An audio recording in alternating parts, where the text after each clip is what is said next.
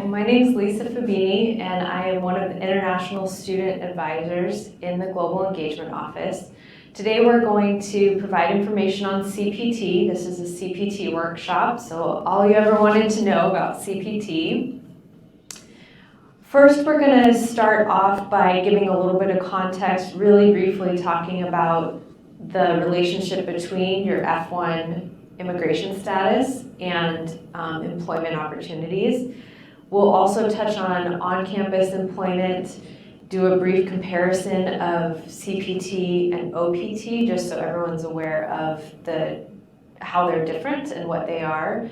And then we'll really jump into the details of CPT, what you need to determine to be eligible, what the restrictions are, and how to apply. We're also going to give you just some tips or heads up, things to look out for to make sure that you are not taken advantage of by illegal employment practices.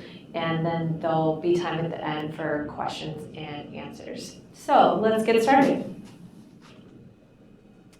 So the F-1 visa status, everyone should know this, is not a work visa status. It is a student visa. And this is really important because all of the restrictions and limitations around academic internships, on-campus jobs, and then OPT, or post-graduation practical training, stems from this fact that it's a student visa and not a work visa. So because it's a student visa, the way that you maintain your status is every term that's required, which is fall, winter, and spring quarter, or fall and spring semesters for the law students and JST students, you are enrolled full-time.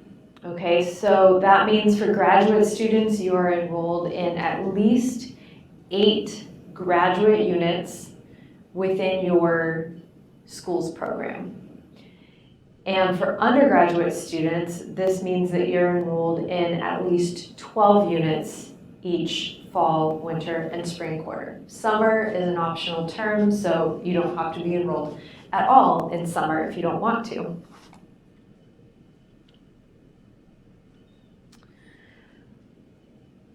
For on-campus employment, there's no formal authorization required. You don't need to get approval from our office or from the US government.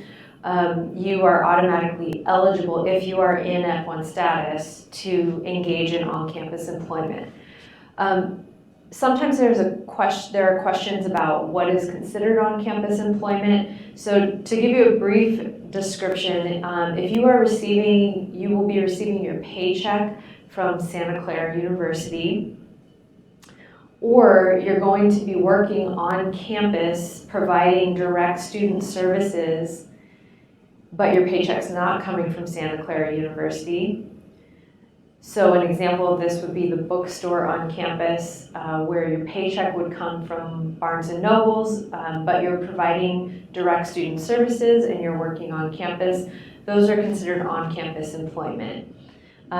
Anything that you're not sure of, that's not crystal clear that whether it's on-campus employment or not, feel free to come in during drop-in advising hours to discuss it with us so we can let you know whether or not it qualifies.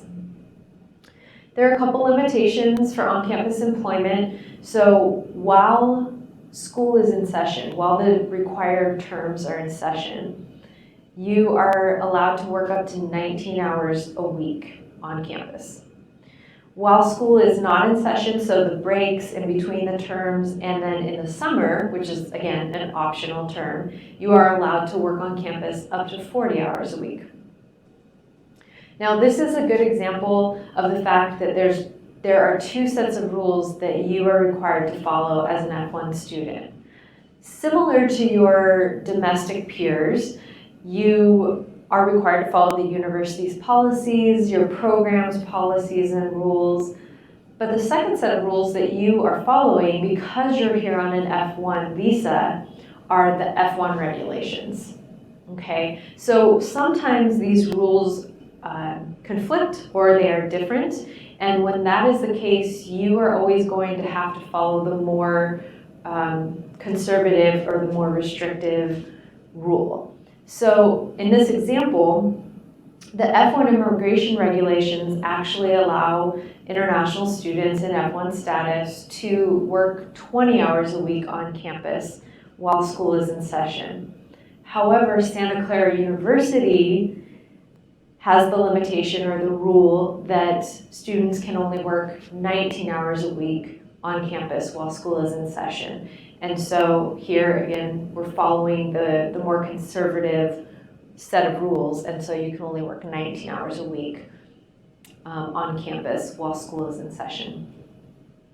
If you don't already have a social security number, you will need one in order to be able to engage in any sort of work. So whether that's on-campus employment or a CPT academic internship or OPT. We have a website for this with information about what the social security number is, what the purpose is, how to apply for it, and the timeline. So you can find more information about how to get a social security number on our website for international students and scholars.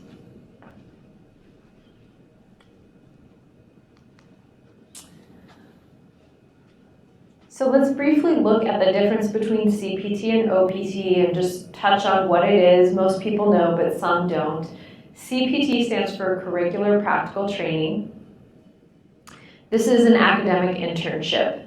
So it's something that you're doing while you are pursuing your degree, while you're still in your program. It has to be directly related to your field of study. You have to have an offer from a specific employer before you can get authorization to engage in CPT. And the way that you get the authorization or where you get the authorization from is through our office. So ISS provides the authorization for students to engage in CPT or in academic internships. OPT is a little different, stands for Optional Practical Training. And here at Santa Clara, the way that we administer OPT is it's something that students do only after they graduate, after they're completing their program. It also, whatever you're doing, has to be directly related to your major. However, with OPT, you do not have to have an offer letter or a specific employer in mind before you apply for OPT authorization.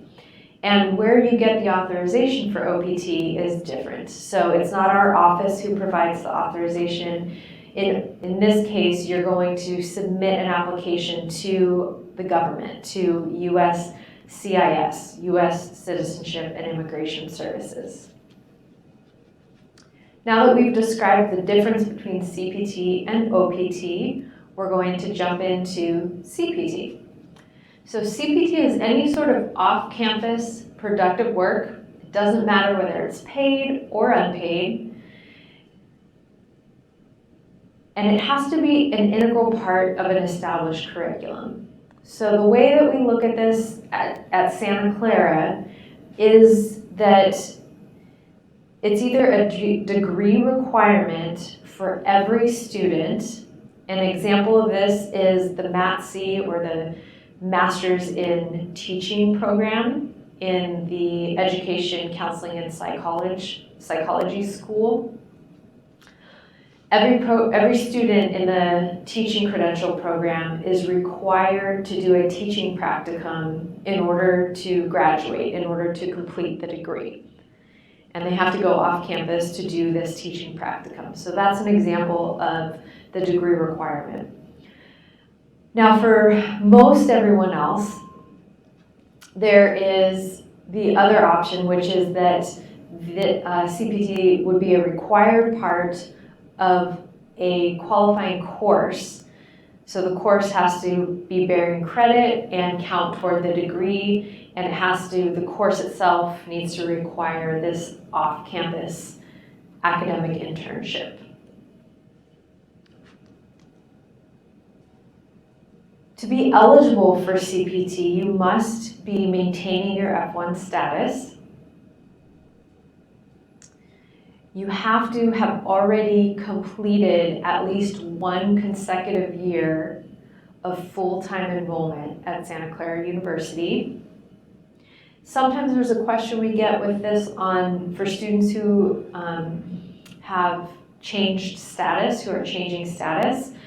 Your quarters or your semesters that you are enrolled full-time in, even if that's while you're in another status other than F1, they can count toward this eligibility requirement. So, for example, if you're in H4 status in the fall quarter and you apply for a change of status and you get approved for the change of status in the middle of winter quarter and you're enrolled full-time in the winter quarter, and then you're enrolled full-time in the spring, obviously, because you have to maintain your F1 status, then you would be eligible for CPT in the summer. So that fall quarter you did in H4 status, as long as you were fully enrolled, can count toward that 1 year of consecutive full-time enrollment requirement. Now for this requirement, the enrollment has to be at Santa Clara. So you can't, if you're transferring in from another school, unfortunately those terms of full-time enrollment that you completed at another university do not count for this eligibility requirement. Also, to be eligible for CPT, you must be enrolled in a course that requires the academic internship.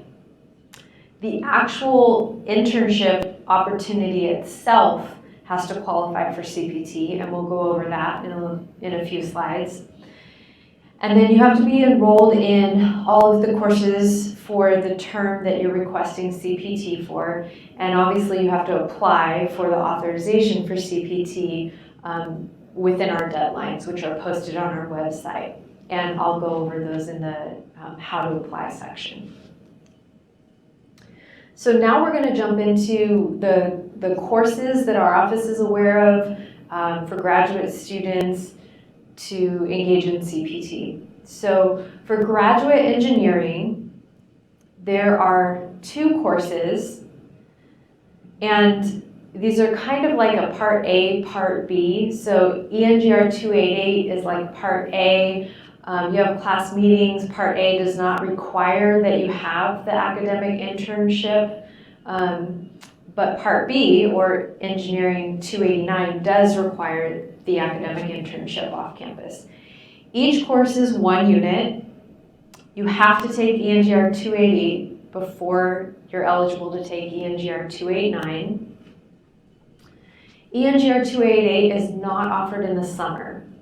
So this means you have to plan ahead. If you're planning on doing an academic internship in the summer, you're going to have to take ENGR 288 before the summer quarter. So most students do this in the spring quarter, right before their summer internship. So in that situation, you would take ENGR 288 in, let's say, the winter or the spring quarter, preferably. And then in the summer, you would take Engineering 289, and that would require the academic internship. Now, you can have an academic internship while you're taking ENGR 288. So if you are taking ENGR 288 in the spring and you have an academic internship, then that would be the course that you would be engaging in that requires CPT authorization. For both of these courses, they're pass-fail grading, and you must pass the course. If you do not pass the course, you will not be eligible for any future CPT authorizations. Now keep in mind, our office is not an academic department. We do not have any say in the curriculum of a program. So this means if you are having trouble with the course or you fail the course, we're not going to be able to change that grade for you. That's a curricular issue, and you would have to be in touch with the professor of the course and your program about that issue. But we do want to let you know that if there's a fail grade that we see, you would not be eligible for CPT authorization. If you are, ENGR 289 can be taken multiple times. So if you are taking ENGR 289 in the summer and obviously doing an academic internship then, and you know that you're going to continue that through the fall quarter, then you would take ENGR 289 in the fall. Again, that course requires an off-campus internship, and then you would apply for CPT for the fall, tied to ENGR 289 for the second term in a row.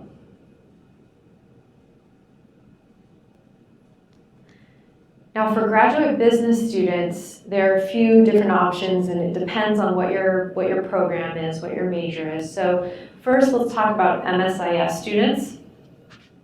Your course is set up similarly to graduate engineering, but the courses are MSIS 2797 and MSIS 2798.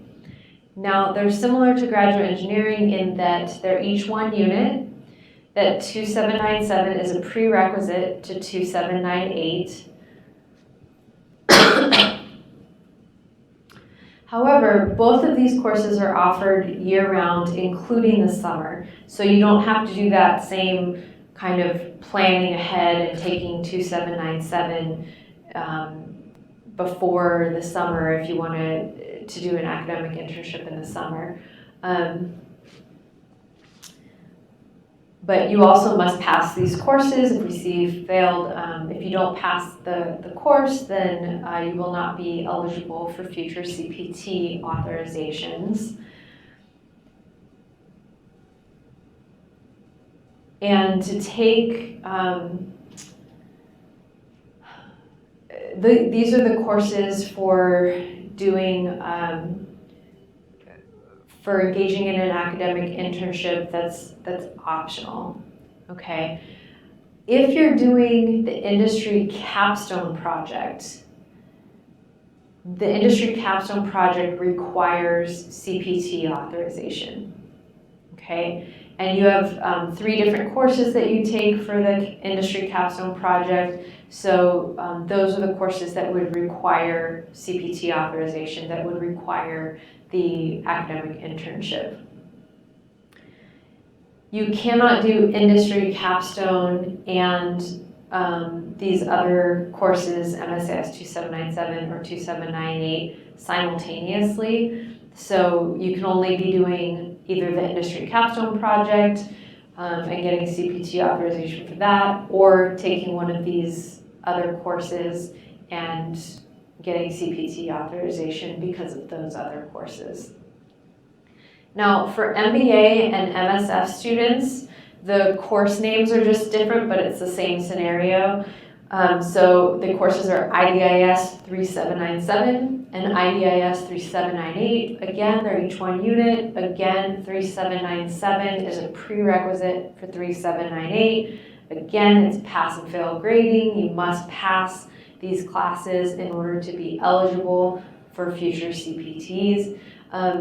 Also, if again, like in graduate engineering, if you're going to continue, you would into another term of CPT, you would be taking, if you've already taken 2797 or 3797, and then you've taken 2798 or 3798, and you were going to do CPT for another term, then you would take 2798 for MSIS students or 3798 for MBA and MSF students. You would take those courses again. So the second course is the one you would repeat, and that requires the academic internship, and that's how you would get CPT. Now for MSBA, so business analytics, and MS supply chain management students, there is a practicum that is a requirement for every student in the program to complete these degrees. So these practicum courses are the ones that require CPT authorization, and you would get CPT authorization for those courses, and they vary depending on which program you're in. Again, there's no simultaneous CPT allowed, so you cannot do the practicum courses and the optional CPT. You'll just be doing the practicum courses that are required for your program, and you'll get CPT authorization for those. I guess I'm missing the slide for law. Let me just double check that.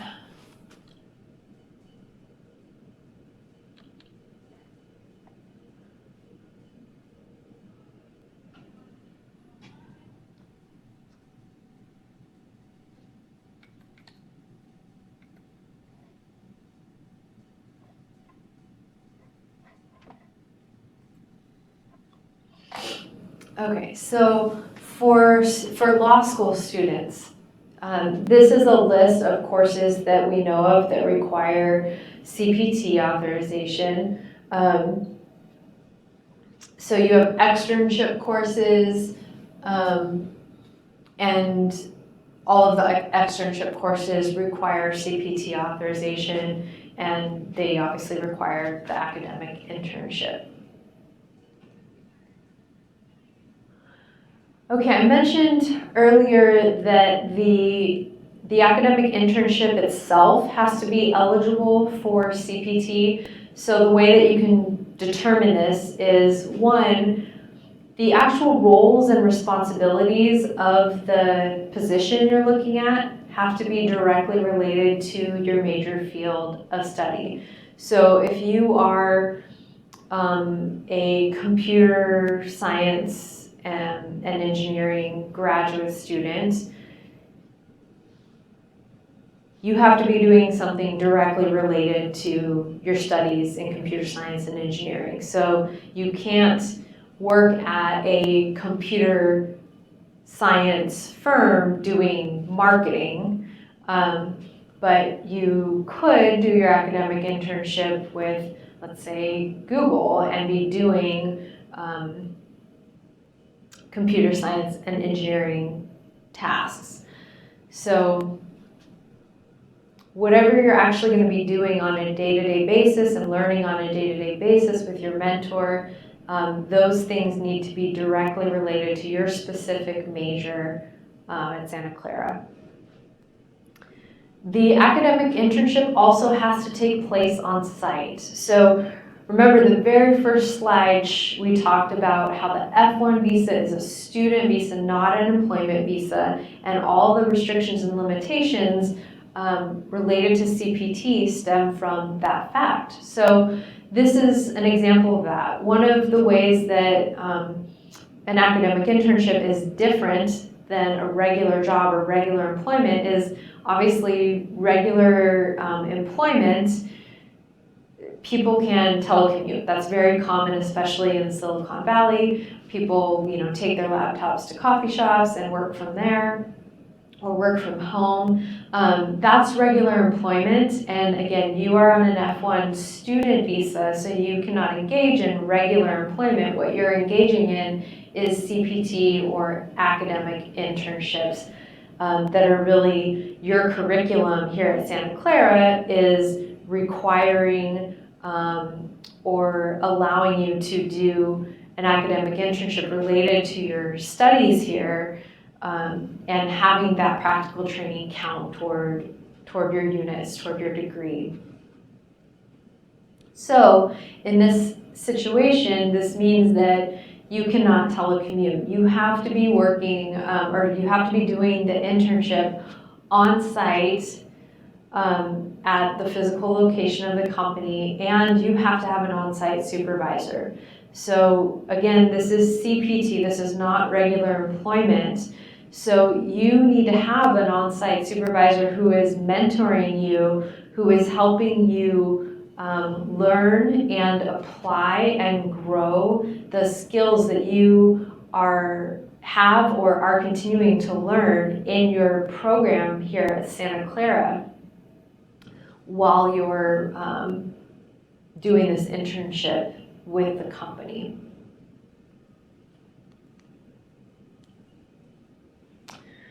Okay, so when we issue an authorization for CPT, we have an option to authorize either part-time CPT or full-time CPT. So when you apply, one of the things you have to fill in on the application form is how many hours a week you're going to be doing the internship. And based on that information, we can determine whether or not you're requesting part-time CPT authorization or full-time CPT authorization. Part-time CPT authorization is anything up to 20 hours a week. Full-time CPT authorization is anything over 20 hours a week. So even 20.0009 hours a week is going to be a request for full-time CPT authorization.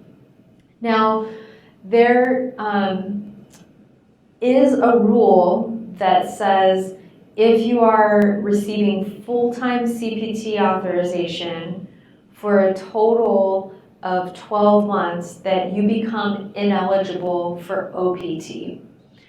Most of you in the graduate programs will not have to worry about this because of the restrictions I'm going to explain in a second, where there isn't enough time where you're allowed to do full-time authorized CPT, so you would never reach that 12-month limit.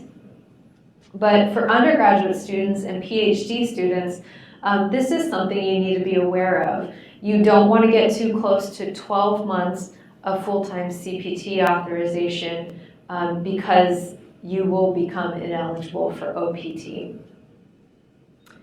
So the restrictions are, during the academic terms, you may engage in part-time CPT. So we can only provide part-time CPT authorization. This is also the case in the summer if you're taking more than half-time units total. So for graduate students, half-time units would be 4 units. For undergrads, half-time units would be 6 units total. So if you're enrolled in the summer as a graduate student for 5 units, then we will only be allowed to authorize part-time CPT for you. And then undergraduate students, if you're enrolled in more than 6 units in the summer and you're requesting CPT, you're going to be requesting part-time authorization. The times that you are allowed to request full-time CPT authorization are in the breaks between the academic terms and in the summer or your final term if you have no more than half-time units total. So, for example, if it's your last term and you, as a grad student, only have 3 units left and you're taking the course that requires the academic internship, so you're taking 4 units total, then you can request full-time CPT authorization. For undergrads, if you are taking no more than 6 units total in your final term or in the summer, then you can request full-time CPT authorization. This note about the reduced course load, you would know if this was you because we would have a conversation with you about this when you're requesting the reduced course load. But if you have a reduced course load that you had early on for academic reasons, adjustment to the U.S. academic system, or English language difficulty, things like that, we would talk to you about this, but getting the reduced course load authorized means that you have to start the clock all over again in terms of counting the terms of one full academic year of full-time enrollment that eligibility requirement for CPT. Again, you would know if this was you, and the large majority of students are not in this situation. You can only have a reduced course load and work on CPT during your last term. So that's the example that I just gave about being in your final term. You can do CPT in your final term.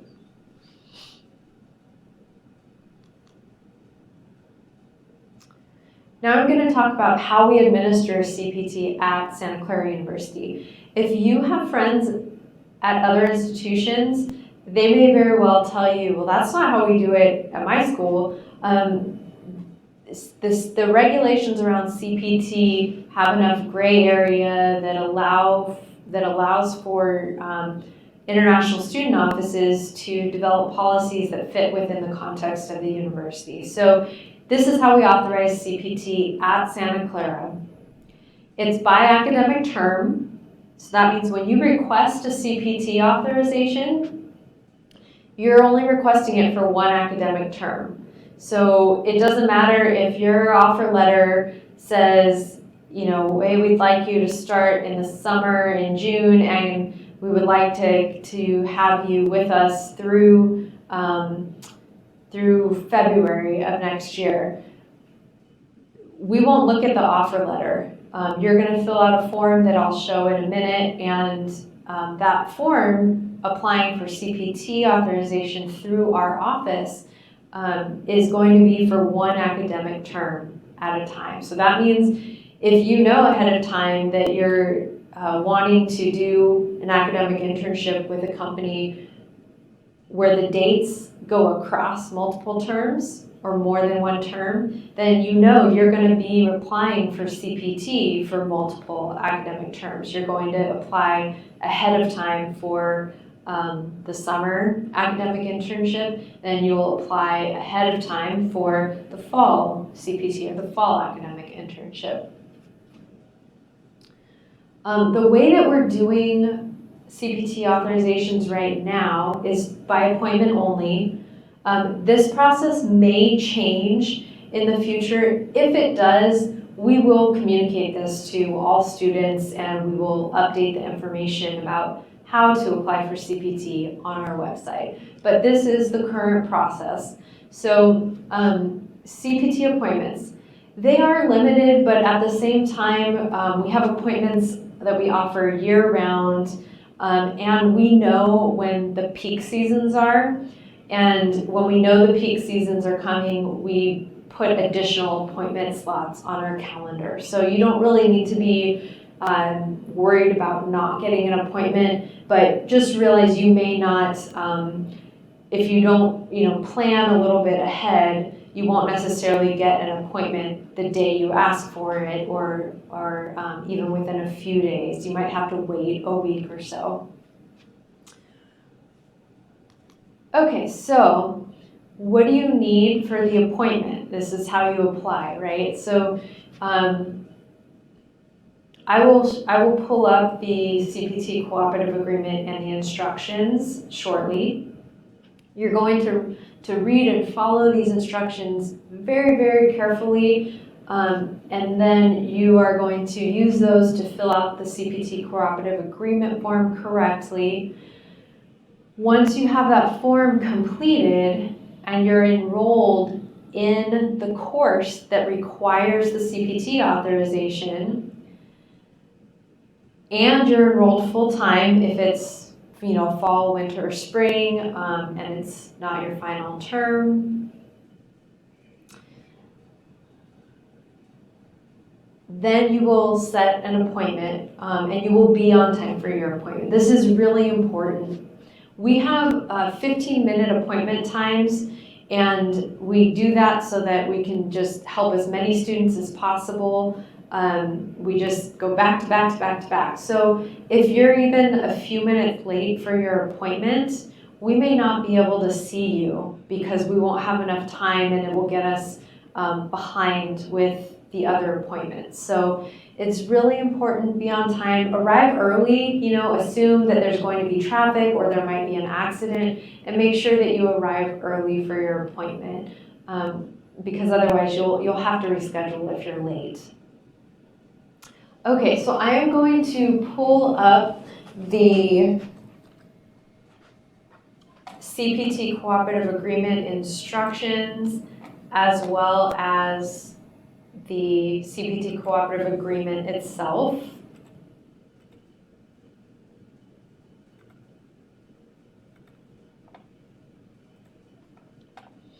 So if we just go to scu.edu/CPT, that takes us to the CPT website.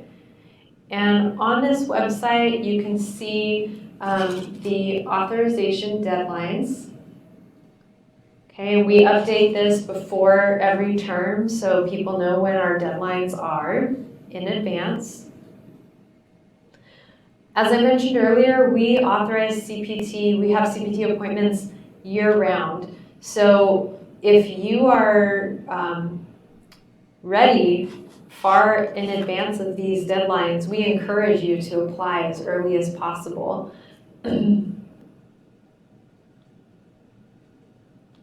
We've got some FAQs here, instructions about how to apply, tips about what dates to use, how to make an appointment. So if we look at how to apply, we've got the CPT workshop, which you're watching, great. And then you're going to enroll in the appropriate course that requires CPT authorization, and you're going to complete the CPT Cooperative Agreement form by following the instructions for the form. A very important tip here, follow the instructions. Don't just not print them out or disregard them. If you come to your appointment, we look at the form. If it's not filled out completely or something's incorrect, you have to reschedule your appointment. And the things that we see that are incorrect or missing, it's clear that the student has not followed the instructions very carefully. So if you follow the instructions step by step, you will be fine for your appointment. If you don't follow them, there's a high probability that you will not fill out the form correctly or completely, and you will have to reschedule your appointment. So I'm going to pull up the instructions and the agreement form. This is what the agreement form looks like. It's just a page and a half. So we'll go through this step by step. But as I'm talking through it, I want to point out that everything I'm going to kind of say about each step is in the instructions here. Okay, so in the instructions, you have information about how to make an appointment, either calling or coming into our front desk. You have a reminder of the eligibility requirements for CPT, the items that are required for your appointment. You have instructions to help you figure out which dates to use for your specific situation. And then you have important notes regarding dates. And then you have specific instructions on how to fill out each section of the form. So literally each section is listed here and tells you what information we're looking for so that you can fill out the form correctly.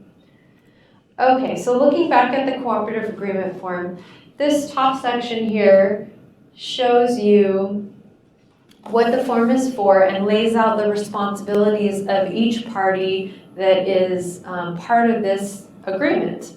So the employer, the on-site supervisor that is going to be mentoring you, that's one party. You are another party, you as the student.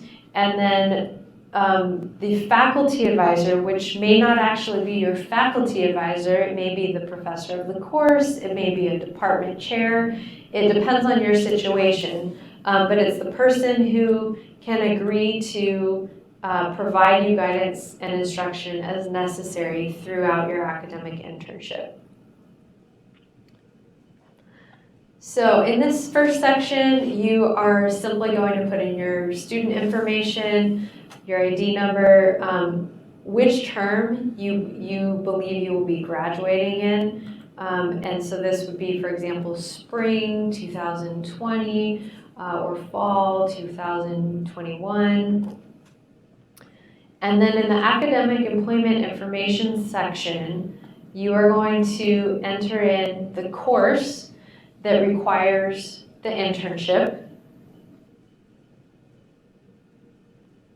You're going to enter that person who's agreeing to serve the faculty advisor role to provide you guidance and instruction as necessary throughout the internship. You're going to provide their name, their phone number, their email address, and then the company name. Now, the only reason we have a paycheck issuing company listed separately here is for specific situations. So if you are offered an academic internship by a company A, and company A is the one that is going to provide your paycheck, then you are just simply going to fill out the company name and leave paycheck issuing company blank. However, sometimes there are companies who, like company A will recruit you to do the internship at company B, or perhaps company A is where you're doing the internship, but company A has outsourced its payroll services to company B. So in these situations, we need to know the names of both companies and what their role is. So we would want you to put the site, the company where you're actually doing the internship, in the company name field. And then for the paycheck issuing company, if it's a different company, we would like that information as well. Really, it's really important that for the company names, you are putting the official legal name of the company there, because we have to enter the legal name of the company into your CVIS record. So if it's company ABC, LLC, we need that full name. You can't just write company A, because that's what people call it kind of colloquially or socially. It needs to be the official legal name of the company. Then we need to put the address of the actual site where you're doing CPT. So again, if there are two companies or more than one company involved here, it's going to be the address for where you're actually doing the academic internship. We need your supervisor's name. So who is that person who is going to provide you that on-site supervision? We need that person's phone number and that person's email address. And then you're going to fill in here the number of hours per week.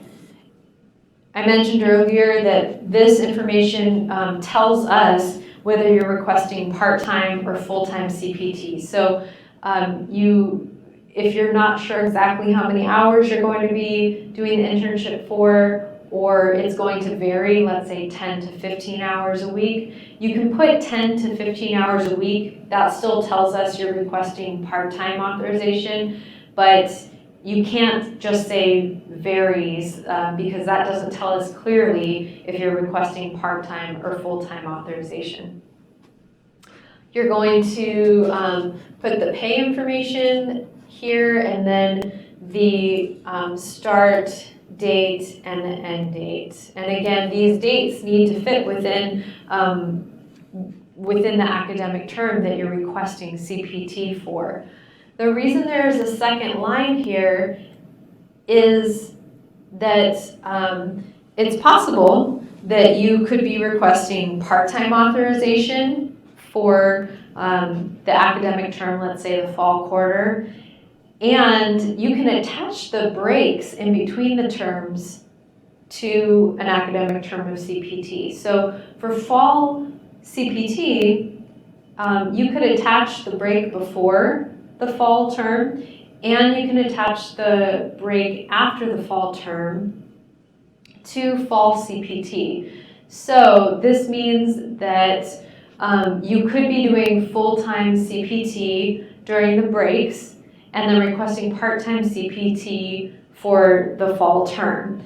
So that's why we have two lines here for that type of scenario, because obviously you would be asking a different number of hours per week, and that would be telling us that you're requesting part-time CPT authorization for certain dates and full-time CPT authorization for other dates.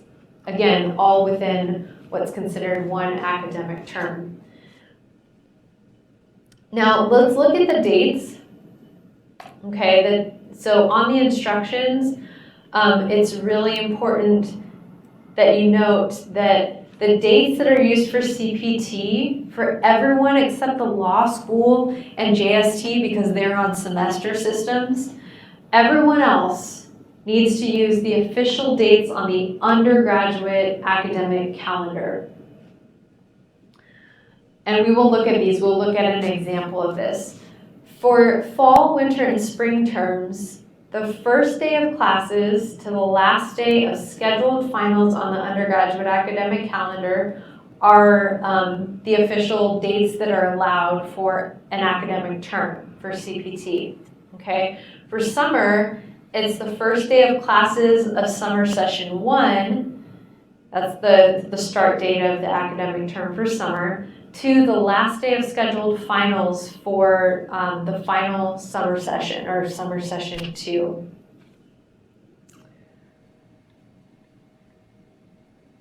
So let's pull up the undergraduate academic calendar. And you'll note here a couple of things that I've said. So for the periods in between the last day of scheduled finals and the first day of the next term's classes, so in other words, those breaks in between the terms, you can tie those to a CPT request for the term that's before that break or the term that's after that break. If it's your last quarter, CPT can only be authorized through the last day of finals or the program end date on your I-20, whichever comes first. And change of status students, you cannot begin CPT until your F-1 status has begun, because CPT is a benefit of the F-1 visa category. So you can't do something that's a benefit of F-1 status if you're not yet in F-1 status.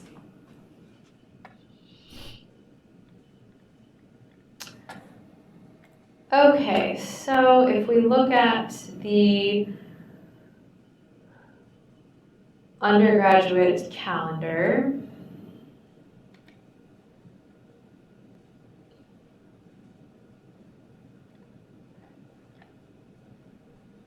and I'm going to pull the one up that has future dates.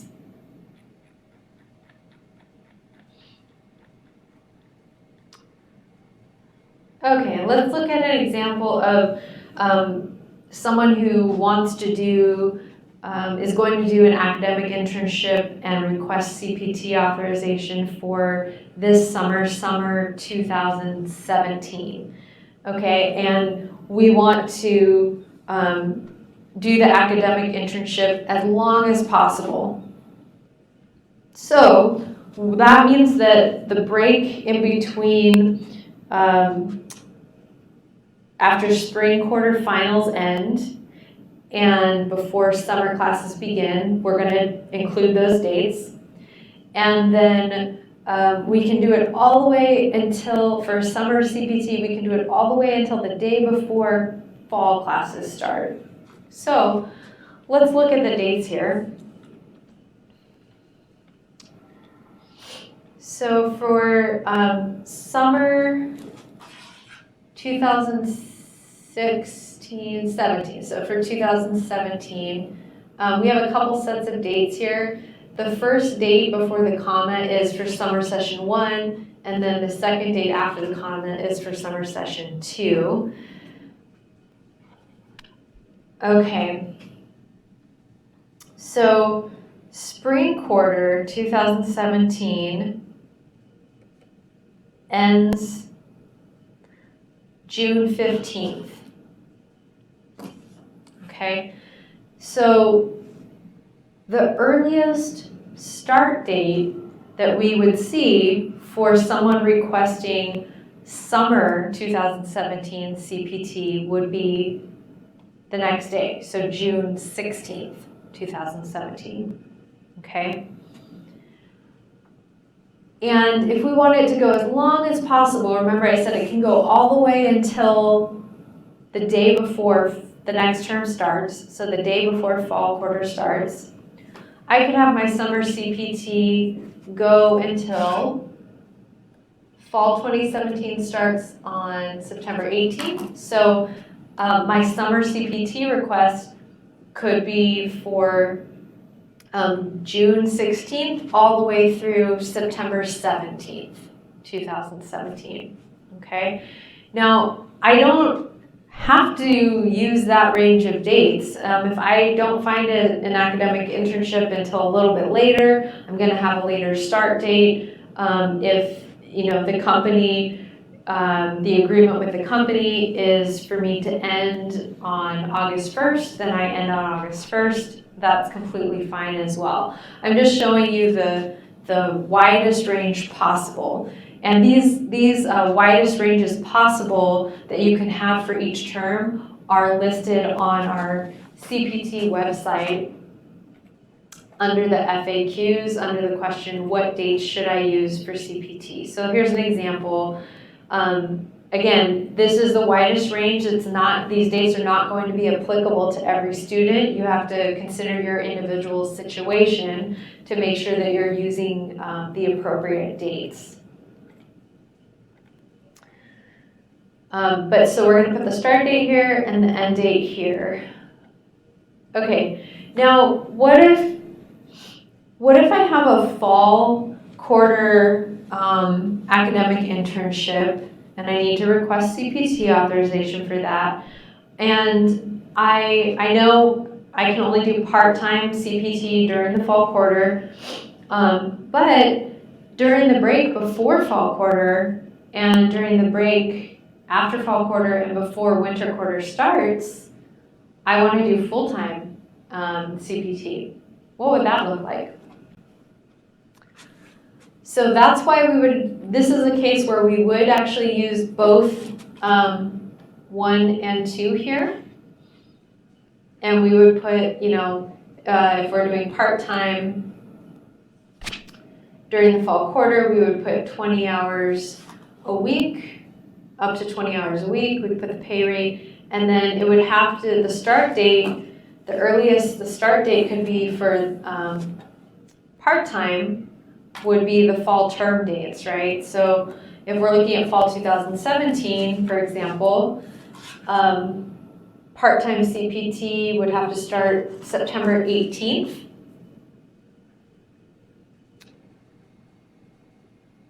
So I would put September 18th as my start date. And then for my end date, it would be the last day of scheduled finals. So for fall 2017, that would be December 8th, 2017. So my end date here would be December 8th, 2017. Okay, and then I want to request full-time CPT authorization for the breaks before and after fall quarter. So I want to do 40 hours a week during those times, and I'll put the pay rate here. And then my start date, I'm going to need to give the start and end date for the break before fall quarter and the start and end date for the break after fall quarter.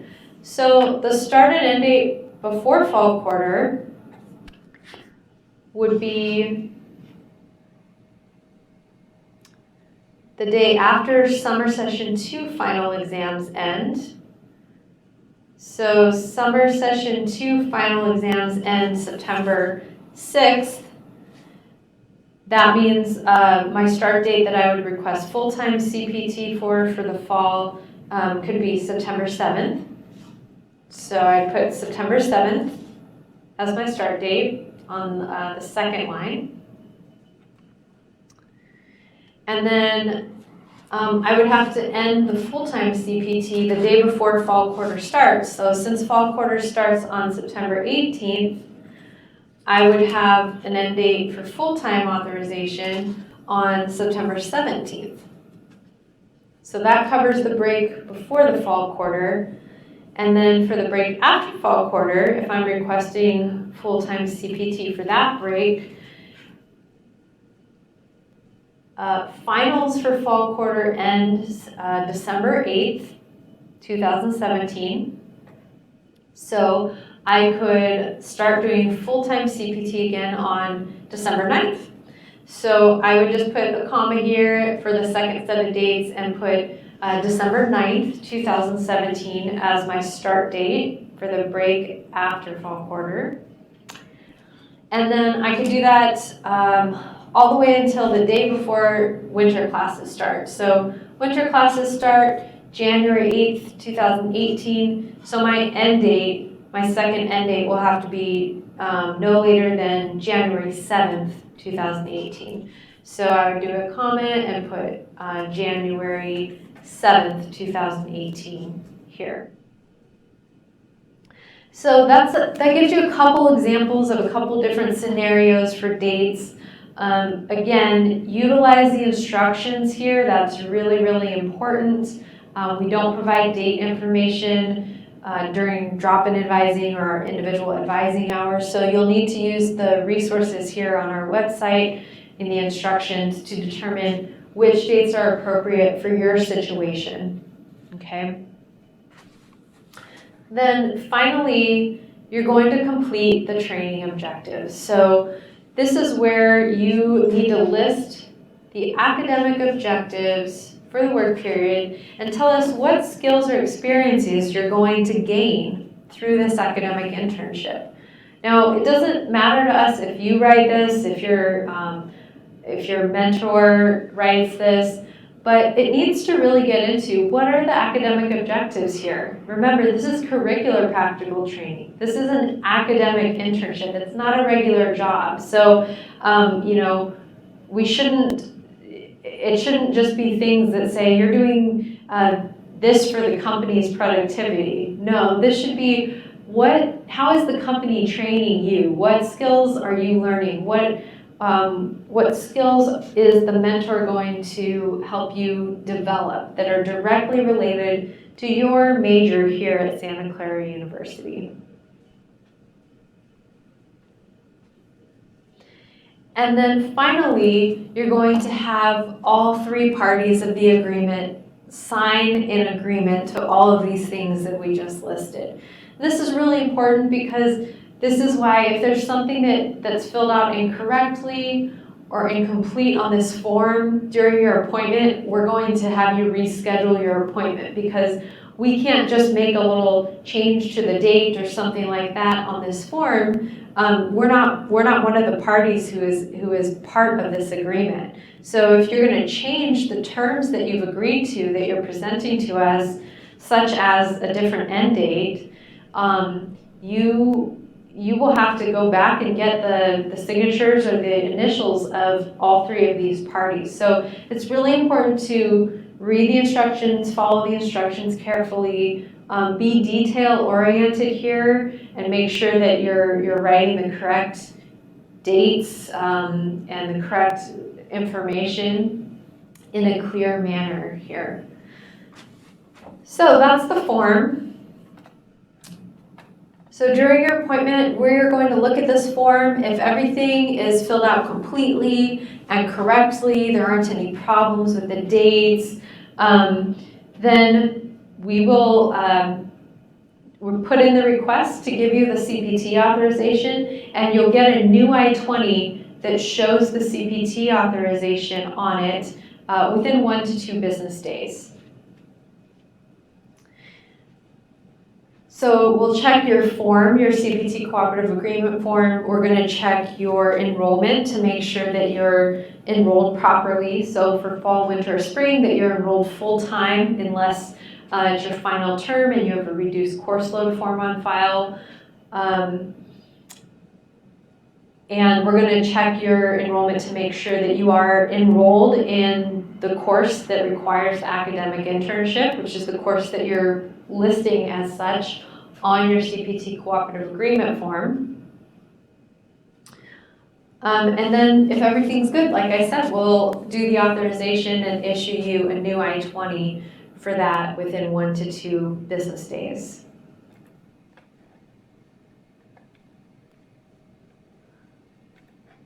Okay, the last slide that I have is really to help protect you guys, to help avoid you from getting into a bad situation with CPT. Most employers, are going to abide by the law and try to create a good environment. But there are, unfortunately, some employers who will try to take advantage of international students. And so we have seen these things in the past and want to make you aware of them so you can know what to look out for. So obviously it's a problem if there's not going to be any supervision. You have to have an on-site supervisor who's mentoring you for it to be an eligible CPT experience. We have seen gender and national discrimination. We have seen students be taken advantage of and be offered very, very low wages that don't meet the prevailing wage. If we see this on your CPT cooperative agreement form, we will bring it to your attention to try to help you advocate for yourself. There was a company we had a few years ago where a group of female Indian students all were doing CPT with this specific company, and it turns out there was not supervision. In fact, the students were asked to train and supervise less skilled workers. They were demanded to work overtime and really odd hours, super early in the morning or super late at night. And the pay was not at the prevailing wage, it was quite low.